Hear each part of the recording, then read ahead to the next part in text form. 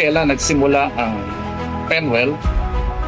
At maganda rin ang kwento niya dahil tulad ng maraming sinimulang nagtagal ay nangyari sa panahon ng mayroong isang yugto na nangangailangan ng pagbabago o ng isang yugto na tila nabubulok ang mga bagay-bagay, ngunit mula sa pagkabulok ay mayroong isisilang na panibago at mas kapakpakinabang na yugto.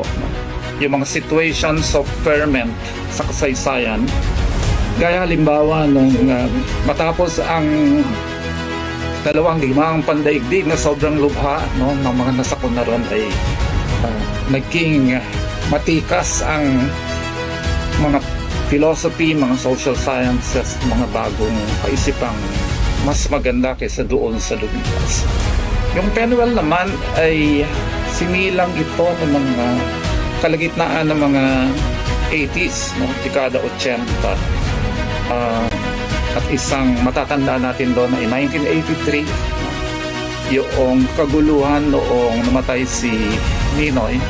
Pagkatapos yung 1986, People's Power. Tapos 1987, ang bagong saligang batas.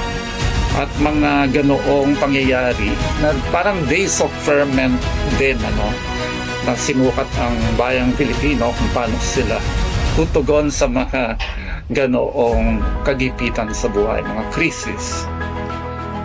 Kaya noon ay nag-iisip yung mga nauna sa Penwell kung paano muling titingnan ang ideya ng theological education, na maglilingkod sa mga pangailangan ng mga manggagawang Kristyano. At dahil sa panahong yon, ang angkop na tanong na tinatanong namin sa aming mga sarili ay kung si Jesus ang dadalaw sa ating panahon sa kasalukuyan, ano ang kanyang iisipin? Ano ang kanyang itutugon? Paano siya kikilos? At saan siya pupunta? At magandang kapag ka na-imagine natin yun sa panahon na to, usap-usapan namin, ay baka magandang sundin ang mga hakbang, mga bakas na dadaan ng ating Panginoon. Kaya doon sa tanong na saan siya pupunta, sa pagkakahati-hati ng puwersa ng panahon na yun, pupunta siya doon sa pinaka-nagipit. At doon niya sisimulan ang pagsaksi sa paghahari ng Diyos para sa ibang uri ng kaayusan sa lipunan. Kung ito kaya ang isa sa diwa ng bagong paaralan na itinuturo ang Biblia, ano ang kanyang magiging curriculum, sino ang kanyang mga magiging estudyante, at paano magiging totoo ang pangitain ng pagsunod sa mga hakbang ni Kristo. So yun po yung simulan ng Penwell. At ngayon yung pangalan mismo ay okay din, no?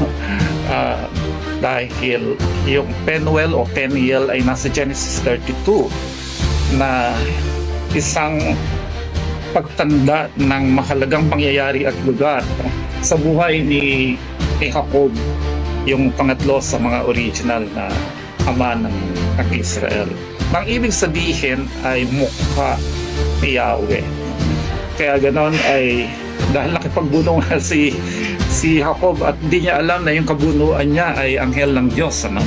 Kaya nung natapos yun at hindi siya nautas, ay magandang pangalan ay mukha ng Diyos. Dahil nakita niya mismo ang mukha ng Diyos, at hindi siya natupok dahil yun yung kalakaran ng paniniwala ng panahon na yun dahil sa kabanalan ng Diyos na hindi malapitan.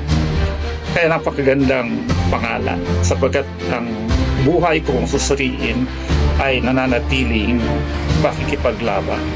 Pakikipaglaban sa Diyos at sa tao. At yun ang gustong laging maging simbolo ng Penwell, kaya yun ang pangalan niya, Penwell School of Theology.